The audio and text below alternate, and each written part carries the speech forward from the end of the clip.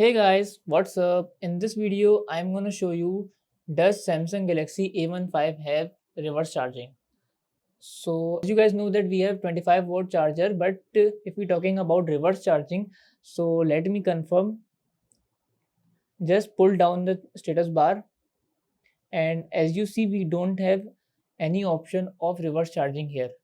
Let's swipe right, and again here we don't have any option of reverse charging. So that's mean we don't have reverse charging in this phone, Samsung Galaxy A15.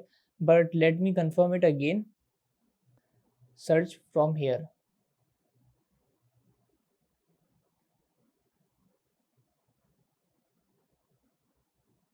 So as you see that we don't have any option of reverse charging in Samsung Galaxy A15. So that's it about the video. If this video helped you guys, kindly like the video and subscribe us for more tips and tricks. See you guys in next video. Take care.